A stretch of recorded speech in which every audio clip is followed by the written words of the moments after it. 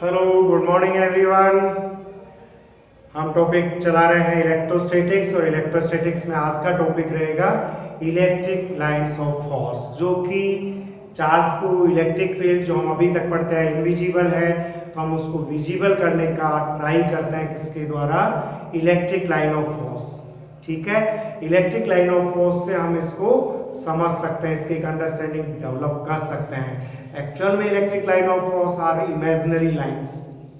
कहां से पता लगाएंगे, हम इलेक्ट्रिक फील्ड में एक यूनिट पॉजिटिव टेस्ट चार्ज छोड़ देंगे। टेस्ट चार्ज छोड़ने पे या तो रिपेल होगा या अट्रैक्ट होगा।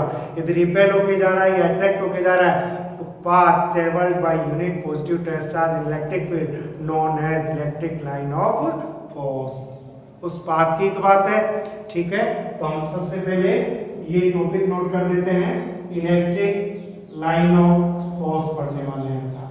इलेक्ट्रिक लाइंस ऑफ फोर्स हम इसको डिफाइन कर दें, that imaginary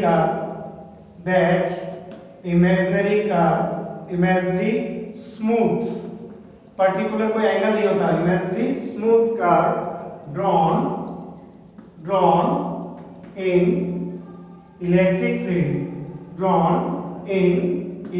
field on which unit positive test charge move।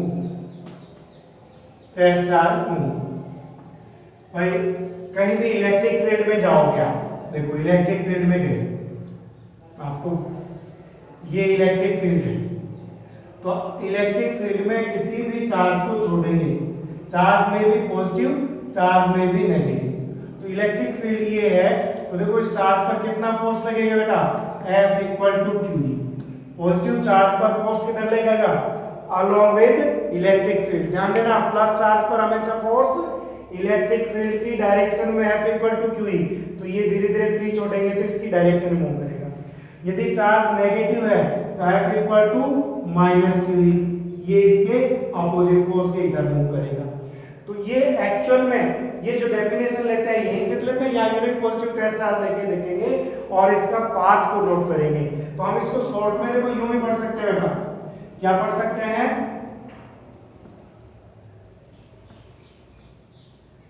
The path travels by unit positive test charge, the path travels by unit positive test charge in electric field known as electric line of force।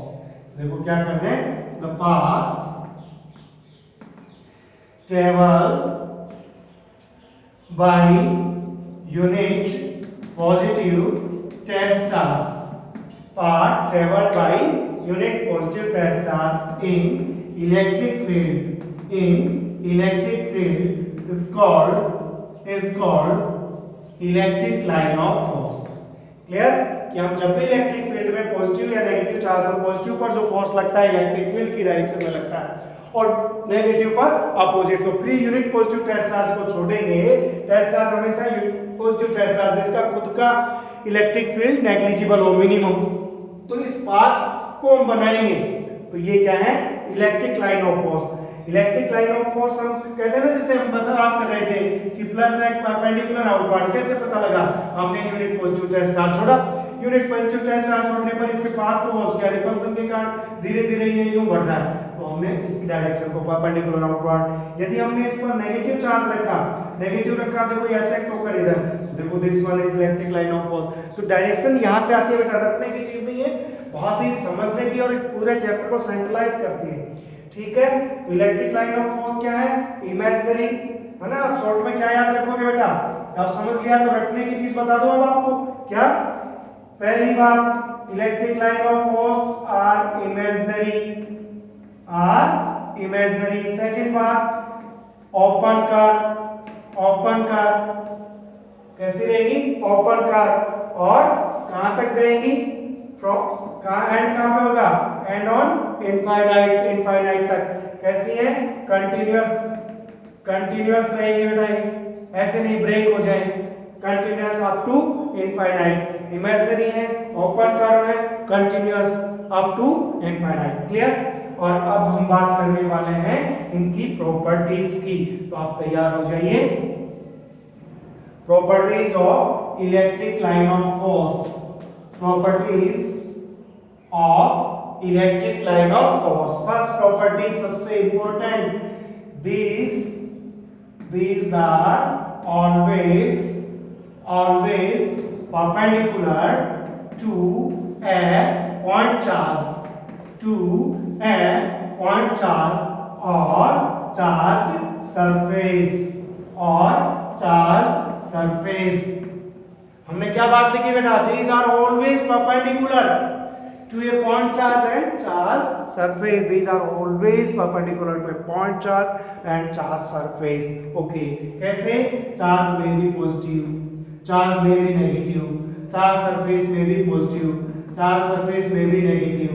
Okay, तो देखो किस तरह से always perpendicular to a charge, always perpendicular to a charge, always perpendicular to a charge, always perpendicular to a charge, always perpendicular to charge surface or charge surface and charge point। ठीक है, फिर क्या difference है?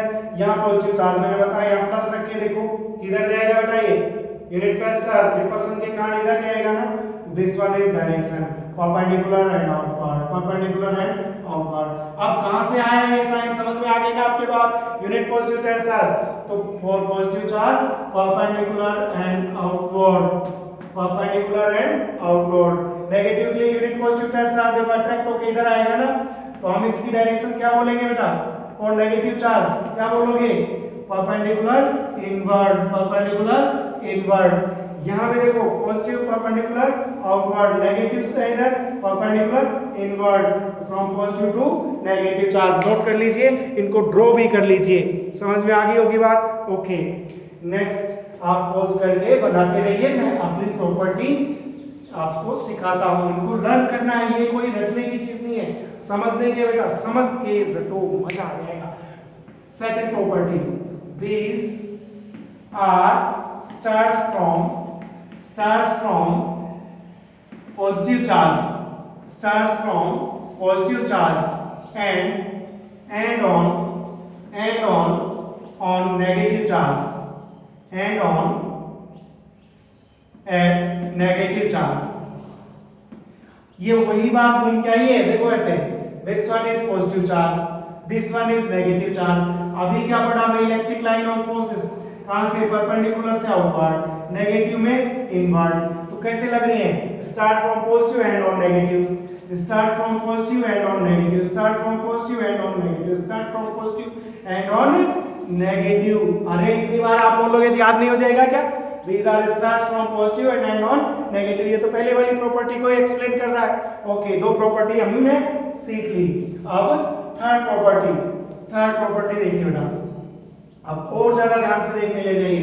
देखो, these have a tendency to contract along their length। क्या लिखा बेटा? पढ़ना।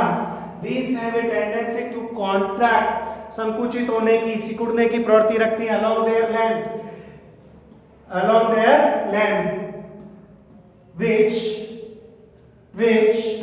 represent attraction between two opposite charges, unlike charge को बताती हैं। क्या लिखा बेटा? These have a tendency to contract along their length which represent attraction between two opposite charge। देखिए भाई, ये पॉजिटिव चार्ज है और ये नेगेटिव चार्ज है, ये लाइन ऑफ फोर्स देखो इधर जा रही है, यूं जाके इसमें मर्ज हो रही है। देखो एंड ऑन कहां हो रही है? अभी जो बनाया था ना, ये स्थिति है। तो हम देखो along their length, ये लेंथ हुई नहीं, ये लेंथ का, तो देखो लेंथ की तरफ ये लेंथ हुई, लेंथ के पास क्या हो रही है? संकुचित, कॉन्ट्रैक्ट हो रही है। अरे हो रही है नहीं? देखो यहां से चलती है, यहां कॉन्ट्रैक्ट हो रही है ना? देखो यहां से चल के यहां पे कॉन्ट्रैक्ट हो रही है, यहां से चल के नेगेटिव पर कॉन्ट्रैक्ट हो रही है। तो अलोंग देयर लाइन कॉन्ट्रैक्ट कब हो रही है? जब ये अपोजिट नेचर के हैं तो कॉन्ट्रैक्ट हो रही है। फोर्थ प्रॉपर्टी नोट करिए आप फटाफट, आप लोग अच्छे से समझ रहे हैं, है ना? तो आप फोर्थ प्रॉपर्टी में नोट करिए, these have a tendency to expand perpendicular to their length, which represent repulsion between two similar charge। अरे क्या नोट किया बेटा? बोर्ड की तरफ मुंह करता हूं, जो सुनता नहीं है ना। आप देखिए, these have a tendency to expand perpendicular to their length which represent repulsion between two similar charges। Okay, देखो यदि this one is positive charge and this one is positive charge, line यहां से भी इधर निकल रही है, यहां से भी इधर, तो ये लाइन इस तरह से टर्न होती है, इस तरह से टर्न हो जाती है। ये देखो, ये स्थिति हुई। बस अब आप बना लोगे। ओके, ये स्थिति हुई तो देखो, दिस इज द लेंथ और this is the perpendicular to length. तो देखो, परपेंडिकुलर लेंथ इस डायरेक्शन में क्या हो रही है? दूर भाग रही है, और इधर आके देखो इस तरह से ये इससे दूर भाग रही है, एक्सपांड हो रही है। कब एक्सपांड हो रही है? बोथ आर पॉजिटिव या बोथ आर नेगेटिव होंगे तो एक्सपांड होगी ना। तो समझ में आ गया होगा, these have a tendency to expand. कब? जब सिमिलर नेचर के हो, जो किसको शो करता है? रिपल्सन को। अब एक बहुत ही इंटरेस्टिंग पॉइंट और आने वाला है, फिफ्थ प्रॉपर्टी हम ले रहे हैं, बहुत ही काम की प्रॉपर्टी है।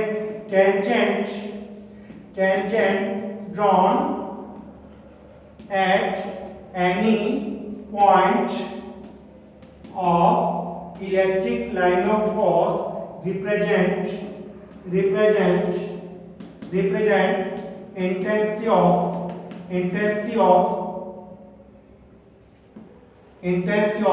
electric field at that point। बेटा क्या लिखा मैंने? देखो, tangent drawn at any point of electric line of force represent intensity of electric field। अरे कोई भी इलेक्ट्रिक लाइन ऑफ फोर्स है ये, जैसे ये हमारे पास कोई भी इलेक्ट्रिक लाइन ऑफ फोर्स जा रही है, इसका कोई भी पॉइंट हमने सपोज ये P है, और यहाँ पर हम ये टेंजेंट लेंगे क्योंकि ये तो स्मूथ कर्व है, तो एक पर्टिकुलर डायरेक्शन अपन निकालेंगे। टेंजेंट का मतलब कि यहाँ क्या डायरेक्शन होगी भाई? इलेक्ट्रिक लाइन ऑफ फोर्स क्या है? इलेक्ट्रिक फील्ड को ही तो रिप्रेजेंट करती हैं। इलेक्ट्रिक लाइन ऑफ फोर्स जितनी डेंस होंगी उतना इलेक्ट्रिक फील्ड का मैग्नीट्यूड हायर होगा। फिर पर्टिकुलर पॉइंट की बात करें कि यहाँ डायरेक्शन क्या होगी, तो डायरेक्शन निकालने का एक तरीका बता रहा हूं मैं कि उस लाइन पर, उस पॉइंट पर क्या डाल दो? टेंजेंट डालो। ये टेंजेंट डाला, ये किसको शो करेगा? इलेक्ट्रिक फील्ड को शो करने वाला है।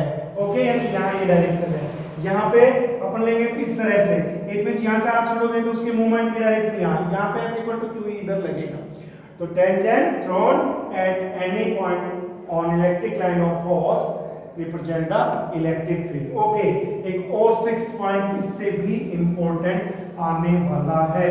सिक्स्थ पॉइंट पे मैं स्टार लगा रहा हूं। Two electric line of force never intersect each other,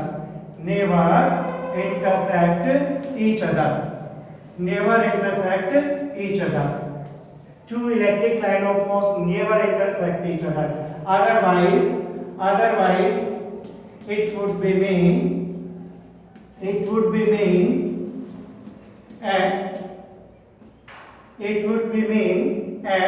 intersect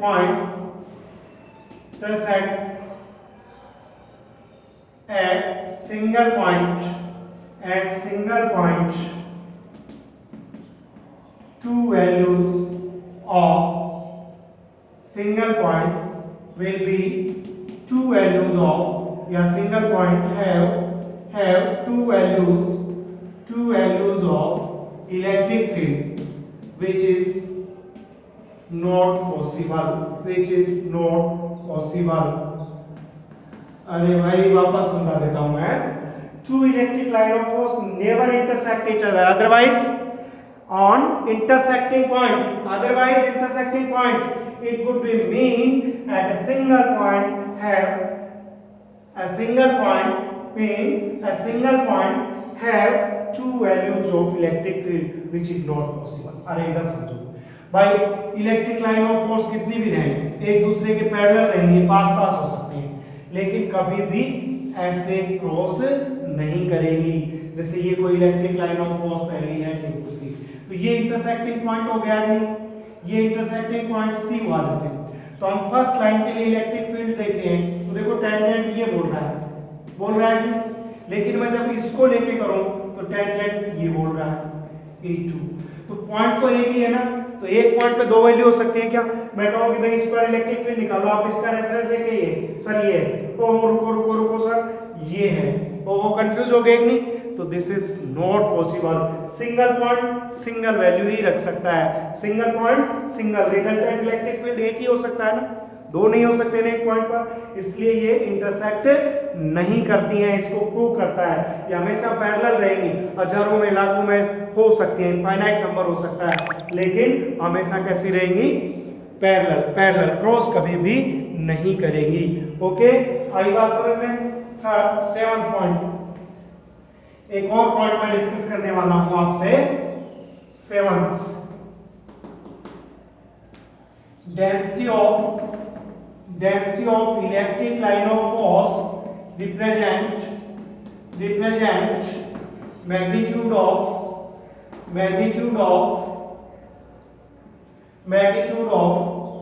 electric field and magnitude of charge. दोनों बात देखो, दोनों पॉइंट इसलिए मिसमैच कर दिए मैंने। It means higher density at any point, it means higher electric field भी कैसा रहेगा? हायर रहेगा। अरे इस पे क्वेश्चन देखो किस तरह से आता है। सपोज देखो एक पॉइंट तो मैं यहां ले लूं, देखो एक पॉइंट लिया मैंने ए यहां पे, एक पॉइंट लिया मैंने बी यहां पे, एक पॉइंट सी यहां पर लिया, तो डेंसिटी देखो यहां हम डेंसिटी लें तो ये डेंसिटी यानी कम स्पेस में ज्यादा लाएंगे, यही यहां लें तो देखो डेंसिटी यानी इनका स्पेस बढ़ गया, यहां पे और बढ़ गया इनका स्पेस, तो यहां पर डेंसिटी मैक्सिमम है। इट मींस क्या है? Electric field intensity EA is maximum and then EB and then EC। इस तरह से जहां पे डेंसिटी ज्यादा रहेगी इलेक्ट्रिक, इस पर एक बार क्वेश्चन ऐसे भी पूछा था देखो बेटा, ऐसा कोई डायग्राम बना दिया था, choose the correct relation for electric field intensity, है ना, ये इस तरह से डायग्राम में दिया, यहां पॉइंट दिया A, यहां पॉइंट दिया B और यहां पॉइंट दिया C। तो क्या देखना है?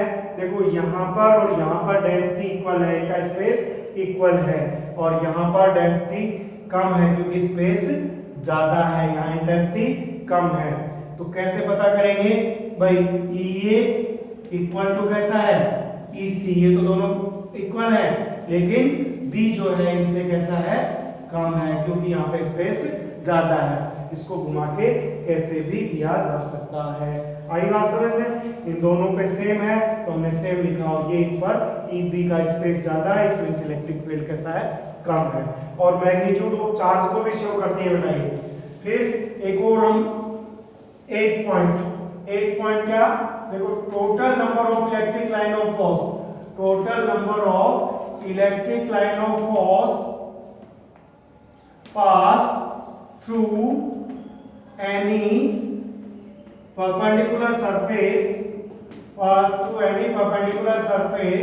is called electric flux। पढ़ा था कि हमने इलेक्ट्रिक फ्लक्स, तो यही तो है इलेक्ट्रिक फ्लक्स। क्या है बेटा? Total number of electric line of force को किस नाम से जानते हैं? इलेक्ट्रिक फ्लक्स से कितना इलेक्ट्रिक फील्ड का फ्लो हो रहा है उसको इलेक्ट्रिक फ्लक्स से phi = EDA से हमने नोट किया था नहीं किया था। और देखो एक और पॉइंट 9 इस पर ध्यान देना, number of electric line of force pass through pass through unit area of surface, unit area of surface is called intensity of electric field. Intensity of electric field is called intensity of electric field. आ रही है बात समझ में? देखो यहाँ क्या कर दिया बेटा, यहाँ भी नंबर ऑफ इलेक्ट्रिक, लेकिन यहाँ पे total number of electric line of force, यहाँ पे number of electric line of force pass through unit area. Unit area ध्यान देंगे, यूनिट एरिया तो क्या बन गया ये इंटेंसिटी ऑफ इलेक्ट्रिक फील्ड। तो इस तरह से हमने ये प्रॉपर्टीज पढ़ ली इसकी, है ना, खूब सारी प्रॉपर्टीज पढ़ ली। और अब हम कुछ क्वेश्चन मैं आपको पूछने वाला हूं।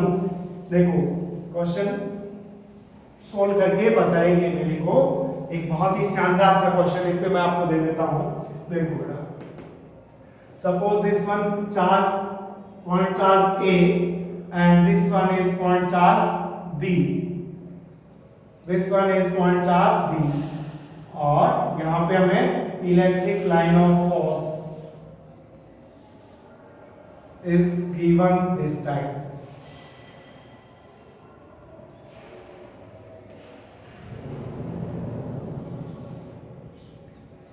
बना दीजिए शानदार सा।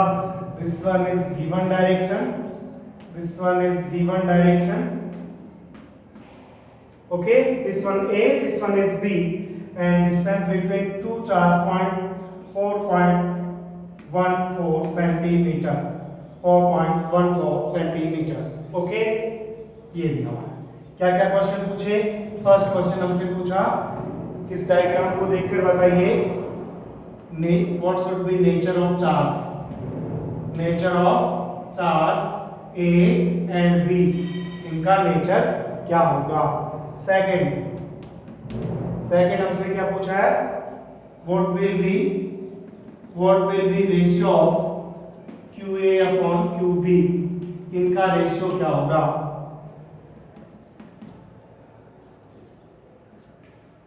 और where will be neutral point, neutral point. तीन क्वेश्चन नोट करिए। Nature of charge A and B, what will be QA upon QB, और what will be where will be neutral point. हमें चार्ज ए और B का nature क्या है ये पता लगाना है इसको देख के। दूसरा QA और QB के मैग्नीट्यूड का रेशियो क्या रहेगा बेटा। और तीसरा क्वेश्चन ये हमें गिवन डिस्टेंस से पूछ रहा है where will be neutral point, neutral point का पोजीशन क्या होगा, न्यूट्रल पॉइंट का पोजीशन क्या होगा फाइंड करना है। ए से किस डिस्टेंस पर होगा या बी से किस डिस्टेंस पर होगा, ये हमें फाइंड करना है।